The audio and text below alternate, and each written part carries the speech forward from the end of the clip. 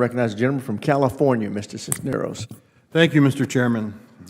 Mr. Secretary, so many topics to cover. I represent California's 31st District, located in Southern California, where you've deployed the National Guard and Marine Combat Battalion in an effort by this administration to provoke a confrontation.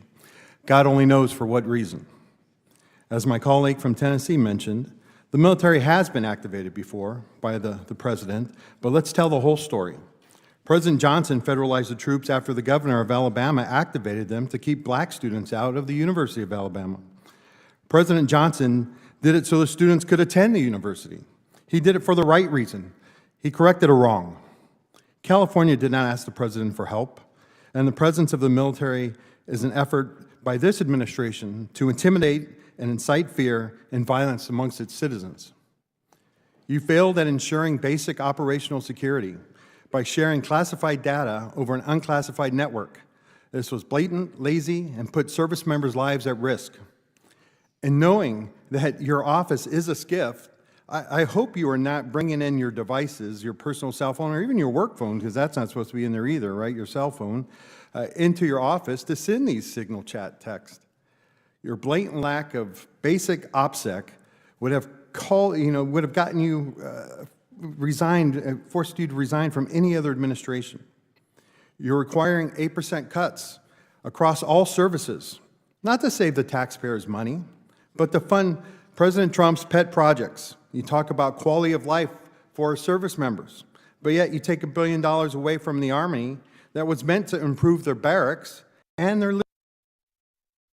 You said that money waste, but we don't know that yet because we haven't seen a budget. If the president has projects he wants funding for, you need to come before this body and provide reasoning, not just shift money around. Right now, you are stealing from our service members, robbing Peter to pay Paul.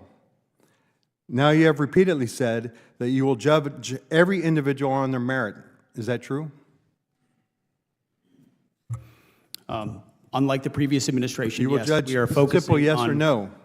For our service Judge everybody members, how on their good they merit. are at their job, yes. But yet you are separating thousands of service members who are performing and doing their job at a high level.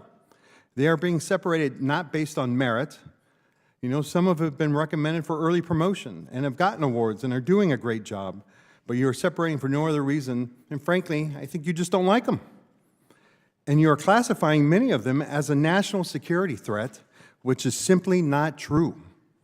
You asked the Secretary of the Navy to change the name of the ship, because Harvey Milk didn't meet your definition. In a fiery congressional showdown, Congressman Cisneros of California took direct aim at the Secretary of Defense, accusing the administration of intimidation, waste, and undermining the very service members they claim to support. What unfolded was a no-holds-barred confrontation exposing failures in leadership, national security, and military priorities. Cisneros began with a blistering critique of the administration's decision to deploy the National Guard and Marine Combat Battalion in Southern California. He drew a sharp contrast with history pointing to President Johnson's intervention in Alabama to protect black students entering the university. The congressman argued this deployment, however, was not about protecting rights, but about provoking fear and intimidation. The congressman didn't stop there. He accused the secretary of blatant carelessness with classified information sharing sensitive data over unsecured networks.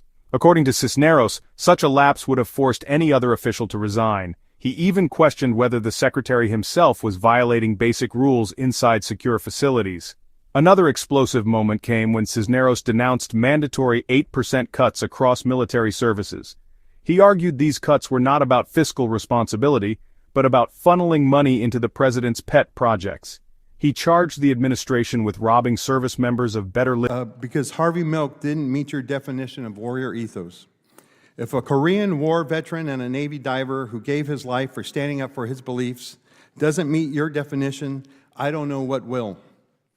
You keep talking about recruiting, but let's face the facts here, right? Recruiting started improving before President Trump even came into office, and the reason that changed was because of the investment that was put into recruiting. Now, I was at the Pentagon at the time, and I know how much we invested in it, and I know how much of the services. And when you take away that investment, you're going to get exactly what happened in President Trump's first administration. In 2019, we had this same recruiting crisis that, back in 2019 when he was president the first time.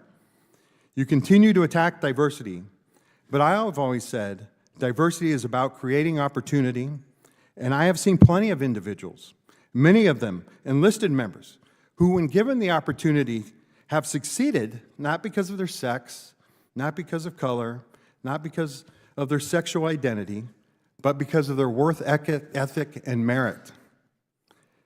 Mr. Secretary, when using your definition of DEI, I think there's only one individual at the Pentagon right now who got his job based on that merit, and that is you, and you got it because of sucking up to your boss, and with that, I yield back. Gentleman yields back. Chair. Service. Thousands of service members, he claimed, are being separated despite outstanding performance records. In his closing remarks, Cisneros delivered a stinging rebuke, calling the Secretary's rise to power nothing more than favoritism.